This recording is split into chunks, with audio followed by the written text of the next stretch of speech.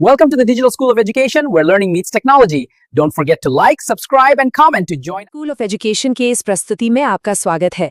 यहाँ हम राधे रमन सर की अकादमिक विशेषज्ञता की रोशनी में शिक्षण की बारीकियों को समझते हैं। आज हम एक ऐसे विषय पर बात करने जा रहे हैं जो हर शिक्षक के लिए, हर एजुकेटर के लिए बेहद जरूरी है।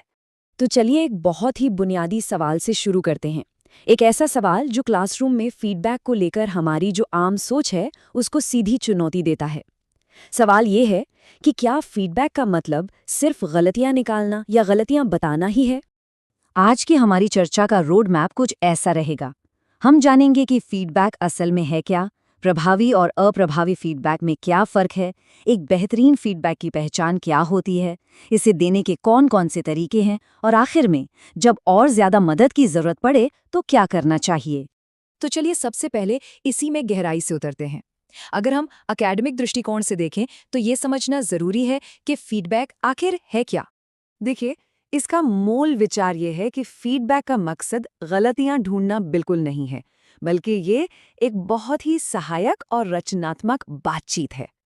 एक ऐसी बातचीत जिसे डिज़ाइन ही इसलिए किया गया है ताकि सीखने वाले के मौजूदा प्रदर्शन और जो लक्ष्य है उसके बीच की दूरी को कम किया जा सके। ये एक संवाद है, कोई सज़ा नहीं।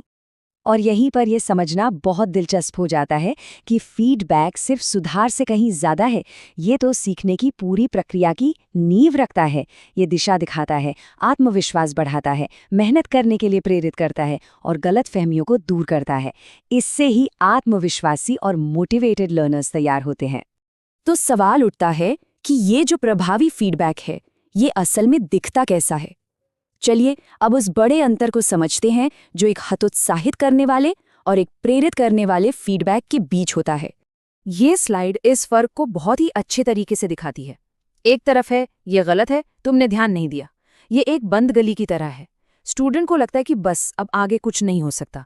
और दूसरी तरफ है पहला कदम सही था, अब दूसरे कदम में प्लेस वैल्यू पर ध्यान दो, फिर से कोशिश करो। ये एक साफ रास्ता दिखाता है जो सफलता की ओर ले जाता है। तो फिर वो कौन सी ज़रूरी बातें हैं, वो कौन से तत्व हैं जो किसी भी फीडबैक को सच में असरदार बनाते हैं? देखिए, इसे समझना वैचारिक स्पष्टता यानी कि कंसेप्चुअल अंडरस्टैंडिंग के लिए बहुत ही ज़्यादा महत्वपूर्ण है। ये 5 बातें ये एक तरह से फ्रेमवर्क हैं।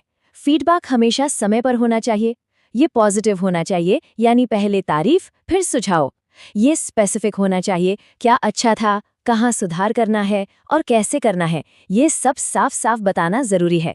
और हाँ, ये हमेशा पाठ के लक्ष्यों से जुड़ा होना चाहिए और हर छात्र की अपनी गति और ज़रूरतों के हिसाब से होना चाहिए। ठीक है, तो अब इन सिद्धांतों को एक्शन में लाते हैं। चलिए देखते हैं कि क्लासरूम के माहौल में फीडबैक देने के सबसे असरदार और प्रैक्टिकल तरीके कौन-कौन से हैं। यहाँ 3 मुख्य तरीके हैं, मौखिक, लिखित और सहपाठी।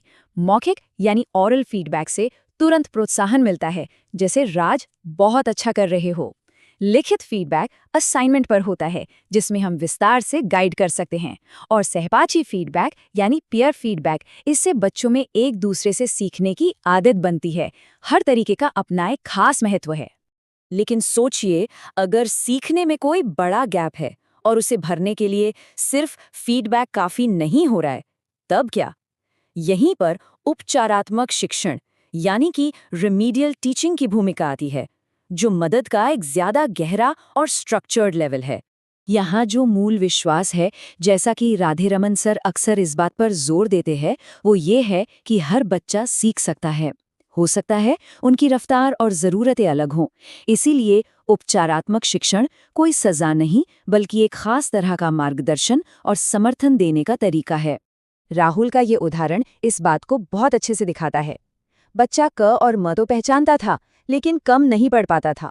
टीचर ने उसकी इस खास ज़रूरत को समझा और सिर्फ 15 मिनट की अतिरिक्त मदद दी, और नतीजा 3 हफ्ते में राहुल छोटे छोटे शब्द पढ़ने लगा। यही प्रभावी शिक्षण का सार है, छात्र की विशिष्ट ज़रूरत को पहचानकर उसे सीधे संबोधित करना।